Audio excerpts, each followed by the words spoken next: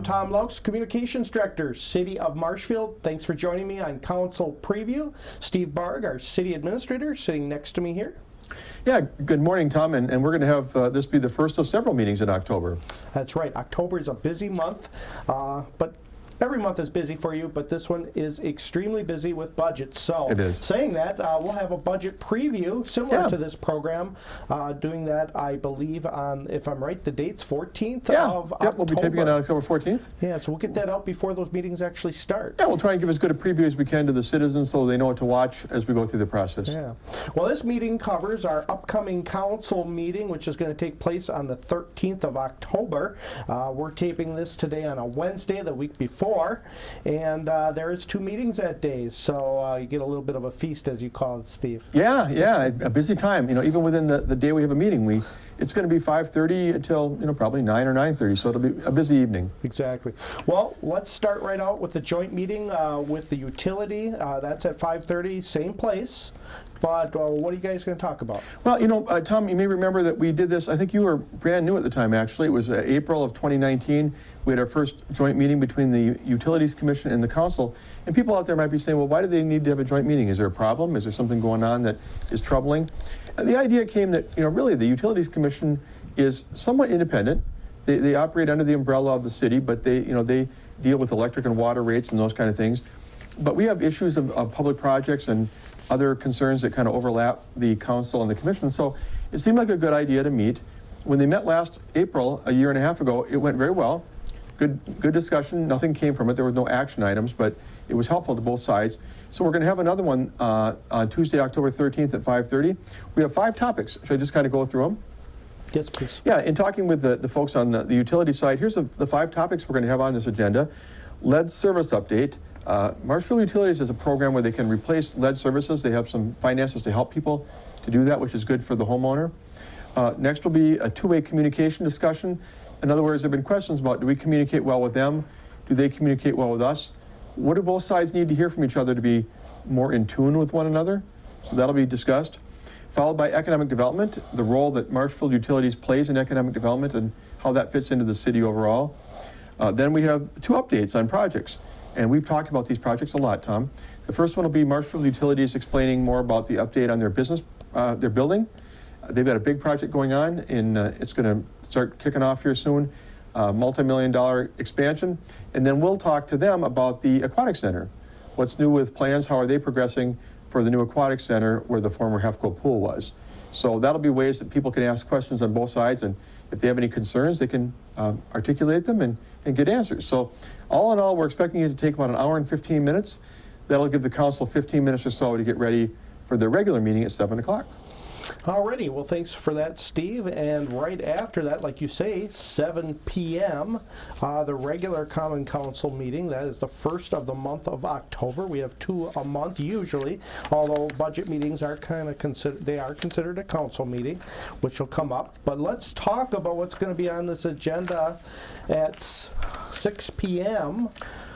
on Tuesday the 13th, and there's a lot of stuff. I'm glad you said 6 p.m. I'm glad we're having this conversation now. No, you read it right off the agenda, Tom, Yep. but I'll be modifying this as soon as I get back to work. It'll say 7 o'clock, because that's for this one meeting following the utilities discussion. That's when it'll happen. Yeah. So thank you for saying it out loud. I actually did read it. We're kind of doing things as we go, right? That's right. Well, this is a draft, and this isn't the official agenda anyway. Correct. So, but we'll make the time right for everybody who sees it. Exactly. So, well, let's talk about these budget meetings. That's the first thing you highlighted for me here. Yeah. When are they? Well, yeah, and we're doing this to remind the council and the mayor. They've had it on their calendar for a while, and to remind staff people in the room. But we're also trying to let the people in the audience know, so they know when they can come to a meeting or get their input in. We're looking at having 3 of them, Tom, as we have in the past. The first will be Monday, October 19th, coming right up here soon, at 6 p.m. or following the Board of Public Works meeting. For those people who don't know, the Board of Public Works meets at 5:30. Their meetings often take a half an hour, 45 minutes. So when that meeting's over, we'll dive into budget with the full council. And then Tuesday, October 27th, we'll be meeting at 5:30. And that'll be a night when we again move the council meeting to 7 p.m., the regular meeting. So they'll have almost 90 minutes to talk budget. And then if it's still not resolved, Monday, November 2nd at 6 p.m. or following Board of Public Works again, they will reconvene. So, you're looking at 3 meetings that maybe overall take, total maybe 5 or 6 hours. There'll be, I'm sure, some spirited conversations. We have some challenges ahead that people will learn about when we do the budget preview next week. But we want to make sure now that people just have these on their calendar so they don't miss them. Okay, and those budget meetings will be filmed Yep. on TV and as well as Facebook, which starts coming up soon as the dates you gave. So that'll be a good reminder, and we will talk about them as well before that, and hopefully get a little bit of information out before the meeting takes place for both the council as well as staff, and also you and me. Right. So let's talk about presentations. We also have a couple presentations slated for the council meeting. I'll bring up the one with tourism first, and then you can bring up the one about awards. Good, because I want to interview you for a change, right? We've done that before a couple of times over time. Well, the council has entered in back in 2016, Tom, to a 5-year agreement with what was then called the Marshfield Convention and Visitors Bureau. Now it's called Visit Marshfield. And they are our tourism entity. And they do a great job over there of promoting the city, bringing conferences, fairs, activities to town. They work with our Parks and Recreation Department. They certainly work closely with the lodging industry to try and accommodate people who are in from out of town for these events. And they do a very good job of marketing Marshfield. Well, anyway, so we had this agreement with them, and in the last year, we have to decide whether or not we want to just re-up for another, 5 years or some different term through renewal, or do we want to look at other ideas? Well, the council, I became aware of an idea called the Tourism Commission that some cities use. It's outside of city government, where kind of like Police and Fire Commission or something like that, where the council would nominate and approve members to this Tourism Commission, and they'd be the one through the year to be interacting with people like Visit Marshfield and ultimately determining how the room tax is distributed and kind of overseeing the whole thing. Well, there's some cities who use it. I've become aware of several of them. So the council said, why don't you give us a report on how that works? Maybe talk to those communities, find out the good, the bad, the ugly, whatever there is to say about how tourism commissions are working in their community. And is it a benefit to the council to offload those from their plate to a body that can maybe spend a little bit more time with it? But what are the pitfalls? So I'll be giving a report. I'll be talking about some of these communities. The staff memo, I referenced communities like Monona, I think New Berlin, Lake Geneva, Wausau has a tourism commission, and just sharing their experience, and then the council can decide if that kind of model is right for us or whether we want to continue to contract the way we do now directly. Yeah. A little bit different in the police and fire because, our fire chief and our police chief are actual employees. True. Our Convention and Visitor Bureau is, well, technically not an employee of the city, but we provide those room tax monies for that to exist, which we have to by law. Right, and people like Justin Casperson, our Parks and Recreation Director, and Josh Miller, our Development Services Director, are definitely involved with room tax and the expenditure of those funds for different purposes. We make requests ourselves for some of the money, and we get some money just because we have 30% given to us for keeping up our facilities for tourism. But a lot of people have a stake in this, and there's no action going to be taken. It's just a presentation, as you said. But the idea of a tourism commission, I think people have to get an idea of what it is, how it works, if it would be beneficial to us before they decide to look at that model or to go forward with another contract without going in that direction. All right. Well, that's informational only at this point, It is. at least gives them something to think about down the road. Well, let me take the ball for a minute, Tom. Yeah, all right. One of the exciting things we get to do sometimes in our presentations is recognize people. Sometimes it's people in the community who've won awards. In this case, it ties right back to the operation we're talking about right here with Marshfield Media Access. So we have awards that are going to be presented for some cable access programming, I believe. Tell me about it. Yeah, well, Marshfield Media Access, our platform, is meant for the public to engage with. That's what it's all about. We have 2 cable channels, 989 and 990. We also have a YouTube channel called Marshfield Media Access, and we have a Facebook channel, so both YouTube and Facebook. And we have our own website as marshfieldmediaaccess.org. And that's a way for our community to engage, produce programming, learn how to do programming, provide information information out to the public that might have a different viewpoint. They are able to use the freedom of speech. That's what it's all about. That's what public access is here. So if there's an event that might be going on at a park related to something that they're interested in, they're more than welcome to cover that and provide that to the public through our avenues. And we have all the technology, a lot of the latest technology for individuals to do that.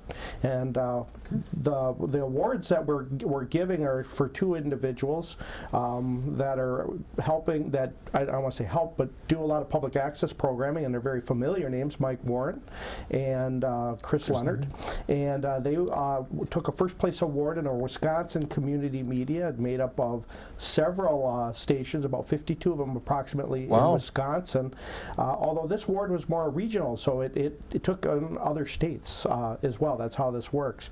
And they won a first place award on a program called Hysteria.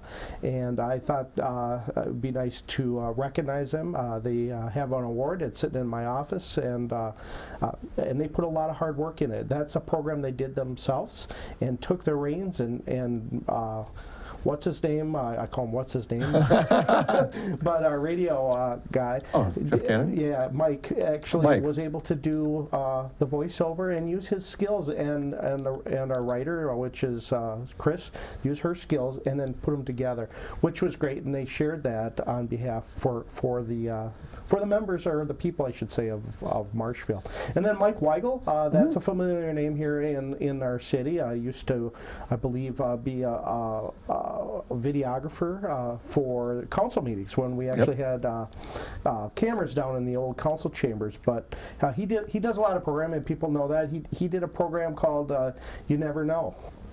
And he won a first place on that, and very proud of him to do that. He submits it, and he had submitted it to the Wisconsin Community Media, which had a media fest last week in October, October 1st, and he was awarded that. So I have another award for him as well, and would like to present that to both of those at our council meeting. Well, Tom, you and David do an outstanding job here. Just an amazing job, and I can't even fathom sometimes how you accomplish what you do. But this is a reminder that you know, the operation is more than you. It's volunteers. It's other people who can join us and be part of it. Exactly, and that's where that access part comes in, and why we have it. It's really a great tool for people. Maybe you as viewers want to engage in what we're doing as a community outside the city. Yes, you can do things within the city as well, but outside the city, that there's so many things happening that you might want to bring to the public. Anything from sporting events to events that are in parks. This is your chance. With the nice pieces, you have the equipment to do that. Not everybody has this high-end equipment and the skills, and we're here to help. So any interest, give us a call down here, 715-486-2070 is my number, or 207-0379. That is the main line for our media access portion, our platform. We call it a platform. Yeah, it is. How it works. And so tune in for that. I'll be, I believe, right at the beginning. Very good. Yeah, and it'll be early, and it'll be good to recognize. It's always good to just acknowledge people for what they've done. Very much so. So thank you, Steve. Yep. Let's move on to an American Legion project. I believe, do we own the land on that? Yeah, this is really weird. When I was first told that the American Legion was looking for some support from the city for a project they was doing, I thought, how can that work? Well, as it turns out, their property at 2100 South Maple Avenue is on land owned by the city. They own the building, but it's on land that we lease to them, one of those really long-term leases, just because it's good for the city. They're a great nonprofit. They do wonderful things for the community and veterans. So anyway, what they're looking at doing is about $65,000 worth of roofing and insulation work in that building. Well, as part of it, they need to get a loan, and they're looking at a local lending institution who's working with them. But as all lending institutions do, those folks are looking for collateral. And the best collateral that probably could be offered, it seemed like the way it was going to work out would be if the city would allow maybe a mortgage on the property. And well, we looked at the land value according to what the market value is, and it's well above the cost of this project. So I checked with the city attorney, and he felt very comfortable that if we, if the mortgage is for less than the value of the land, it's probably a good deal. And these folks, as the way I understand it, Tom, have already raised more than a third of the money for this project, from themselves. So I mean, they're trying to get it done with the least amount of borrowing that they need to, and that's very admirable of them. I'm not surprised because they're great people. But I am hopeful that the council will sign on. It's something we don't talk about very often, so I'm sure there'll probably be a couple questions about, is this really our role to be part of giving mortgages, to people? But in this rare case, I think it actually makes sense. It will allow them to improve that building and to continue to serve the veterans and the people of this community better in the years to come. Okay, so just so I understand it and right, I think I do, we don't give them money, we provide them a loan or a cosign? Right, we would allow a mortgage. Okay. And we'd sign off on a mortgage to be put as collateral for the bank. Okay. And again, I mean, not only is this a good project for the community, but I think, the Legion is very dedicated to what they do. They've already raised, like I said, more than a third of the money from themselves. I think there's no question they'll make good on it, and I think we'll likely feel comfortable with them. But again, it raises financial questions and other questions that council members might have as to the city's role in some of these things. It's not normal for us to be participating in mortgages on property that we own. Yeah, definitely. Kind of similar to a little bit, we own property over at the university as well. Yeah. So, yes. Which most people wouldn't really think we do, but we do. And that's kind of worked out through agreements. So. And one of the things I know you've talked about before that makes this community so special are all the great nonprofits, all the organizations that just work so hard, and people like the American Legion are one of them with what they do for the community.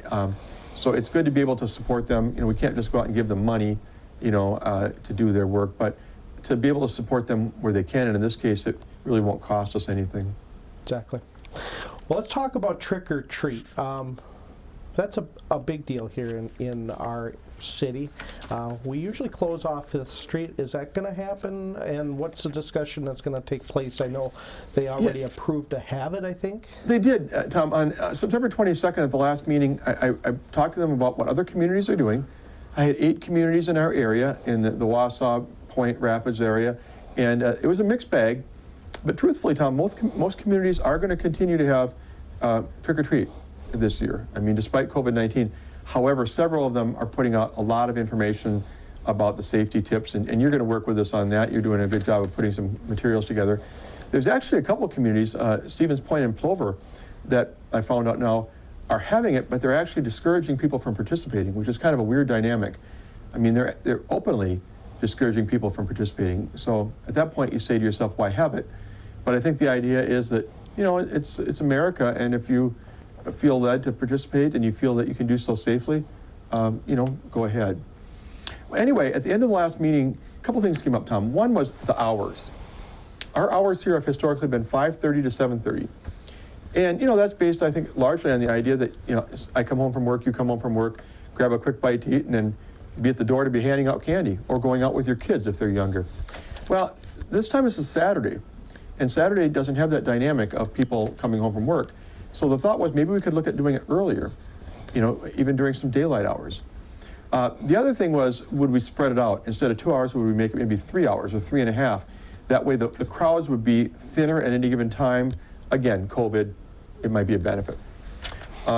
So I'm going to bring this to them, but I did find out that in my survey, most cities are still sticking with the over the supper hour time.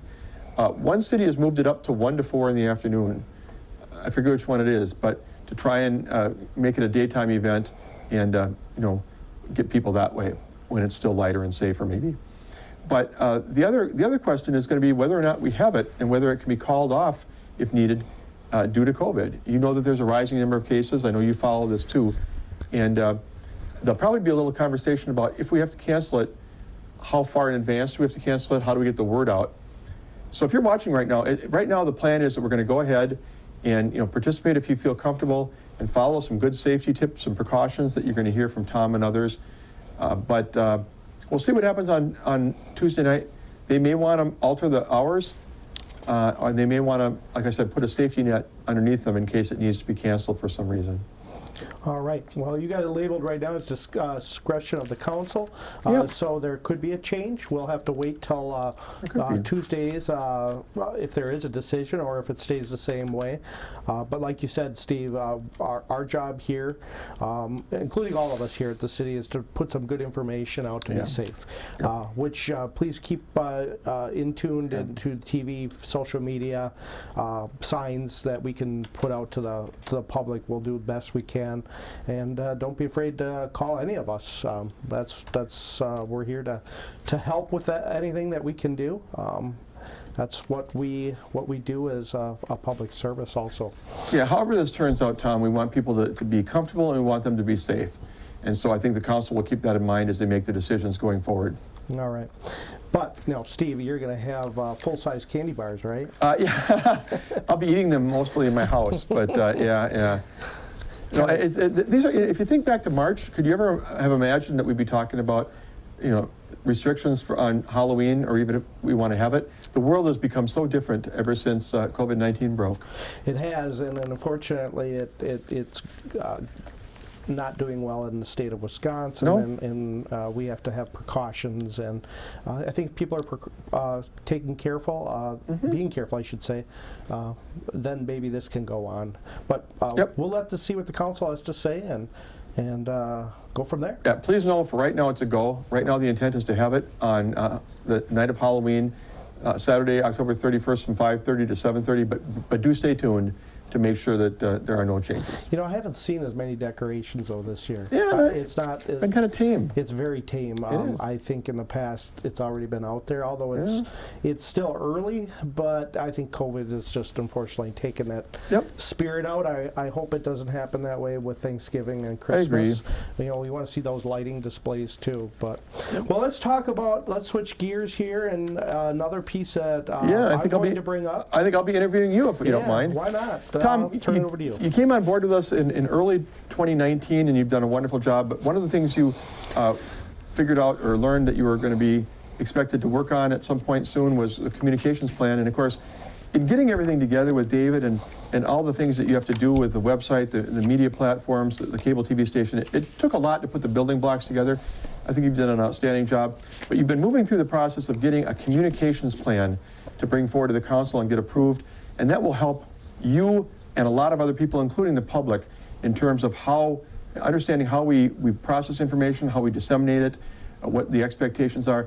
Talk a little bit about what's gone into the communications plan and what some of the key elements of it are. Sure. Thank you, Steve. The communication plan is very, very important.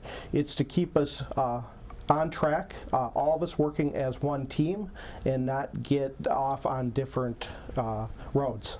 When you have mixed messaging and everybody's seen it, not just from us but in general in life, what kind of chaos that can provide and cause lots of disheartening, and it's just what we want to do is really make sure that we're doing the best we can to communicate. So we developed a communications plan really for the city departments. That's the main piece. So we're working together on projects, and I'll just kind of go through three major pieces of the plan, and I don't want to get too in-depth into the weeds of it, but the biggest thing is we have to plan. Planning is key in everything. If you don't plan, things fall apart, and if you just do it at a whim, it's never going to be any good. It's just about in everything in life like that.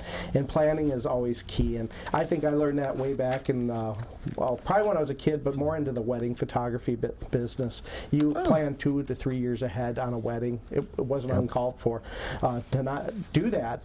So I think that's where I learned a lot of it. Otherwise, you would have a very upset bride, and you didn't want that. But anyway, I just kind of wanted to show you, bring that to light of how I learned that. But the next piece would be really executing the plan, and how do you do that? And we have workflows and charts and how to do that with staff to understand that a little bit better. I'm not going to kind of go through that now. It's quite a bit of intense piece, but we really strive to execute the plan and make sure that it's going to happen.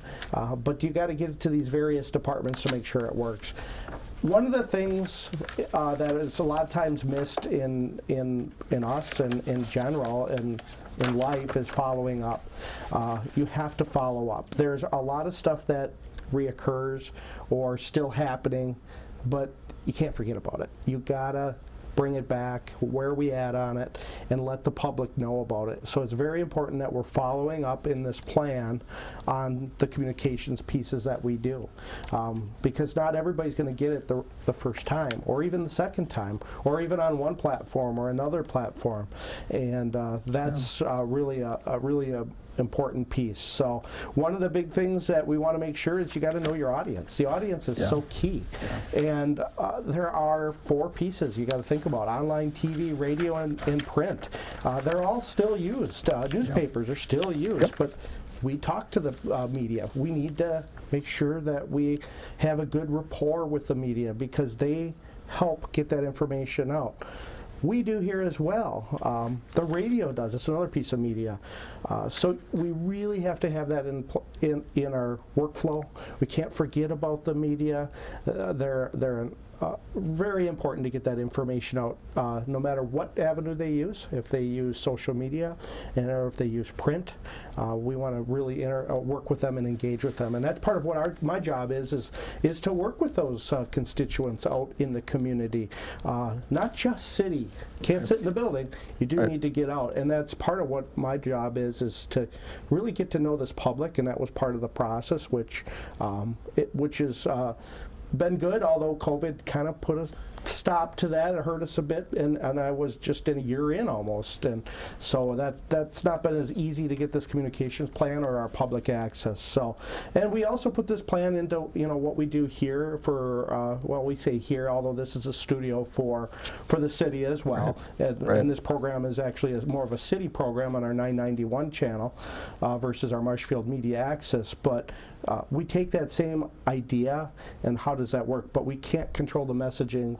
We won't control the messaging on our public access programming. As what I'm saying is we're not going to say you can't run this. That's a whole different animal. But if we go by this plan, which I only briefly explained a little bit, I think it's going to help all of us, all our department heads, you, Steve, myself, hopefully not work 14-hour days, maybe get it down to the 9-hour days. That sounds good. That sounds good. I think it'll keep us all organized. And again, for me, teamwork is essential. Yep. And that's the way I look at it. This whole thing has to work as a team. And I hope it helps us kind of broaden and get to know, everyone gets to know each other a little bit better, what they do, and trust what they do, because all of us are not really should be in silos, and everything, it's so important, as all I can say is, everyone should know what the clerk's doing, really, to a point. Everyone should know what the assessor's doing, to a point. So if that question comes up from the public, you can easily answer that, even a staff person. So then it just looks like we're all together, and that's what communication's all about. And you guys are going to talk about it, even how the communication, two-way communication with the municipality, and I'm sure that I'd love to be there, but that's also very, very important. So I don't want to keep talking, but I'm glad that we can get this to the council, and with myself, David, and your help, and as well as department heads, we've all looked through this several times, and we'll see what the council has to ask on these questions. I think it's a very well thought out plan you put together, Tom, and I think the 2 takeaways for me are the number 1 is messaging, because you don't want to appear that the right hand and the left hand don't know what each other is doing. We have a lot of departments here, and people doing great work, but we want to make sure that what comes out of one department doesn't conflict with what's coming from somebody else in the city. So we want to have consistent messaging. But the other thing, and you've been very strong on this in all the time you've been here, is we want to get out the story. I mean, I feel like sometimes I personally live in a bubble where I think, well, of course the public knows about this. We've talked about it at 3 meetings. Well, they don't all see our meetings. So we need to get out and tell the story, tell the good things we're doing, and also share the upcoming activities and how they can plug in. And that's part of communication too. Very much so. It's really important that we are on the same page, and I think this is going to help in lots of ways, and even in their daily work, other people's work, on how they communicate, because it's going to help the public as well get that message from us. A lot of times it's on someone's desk, but we've got to get it out to the public, because generally we're a service, and the public wants to know, and they have the right to know. This will be a great tool, and you can, I mean, it's on our website as far as the attachments for the agenda when that goes out later this week, and take a look at it. You know, let us know if you have any questions, but otherwise, good job, Tom. Alrighty, well, thank you, and we'll talk about that on Tuesday. And I'm losing all my paperwork because I have it all mixed up here, but why not just say it? It's easier that way. I think there's only one item, there might only be one item left, I don't know. Yeah, well, we do want to talk about, we're already thinking about Christmas holidays. You want to change a meeting date in there, is that right? Yeah, you know, it's kind of funny, we do this every year, but we always have to do it. And that is by ordinance, Tom, our meetings are on the 2nd and 4th Tuesdays of the month. Well, you can picture when the 4th Tuesday of December comes. In fact, there was one year, it was December 24th, and I remember I was talking to somebody in the council, and I said, well, you know, we have to change the meeting date. Well, why? Well, it would be December 24th. And they kind of playfully, you know, said to me, well, you know, come on, are you dedicated or whatever? Yeah, I don't think anybody wants to have a meeting on Christmas Eve, okay? So what we usually look at doing is making it for December the 2nd Tuesday and the 3rd Tuesday. Sometimes that 3rd Tuesday, there's not a lot of business, which is fine because everybody's busy with holiday preparations. It might last only, you know, half an hour, 45 minutes. But we're going to ask them to officially move the second meeting in December to the 15th. And that will really probably be the last night of meetings until after the holidays. So a little bit earlier than some years. All right. Well, we'll close with that. I know we've been talking quite a bit of taken quite a bit of time, excuse me. Yeah, and good stuff. This will be a good show for people to understand what's going on, and really both of those meetings, the joint meeting, which is at 5:30, and the council meeting at 7. Yep. Again, October 13th. Remember, 7 o'clock, not 6 o'clock, and that's when the meeting takes place. Catch it on Facebook, on our city's Facebook page. Catch it on our cable channel, the one at 7 o'clock. Our normal meeting at 7, you can catch that on channel 991, or if you can't, tune into YouTube afterwards. The next day we'll have it up and they can watch it. So thanks, Steve. Thank you, Tom. Alrighty, thank you guys for watching. I appreciate it. And for Council Preview, I'm Tom Lokes, Communications Director, City of Marshfield.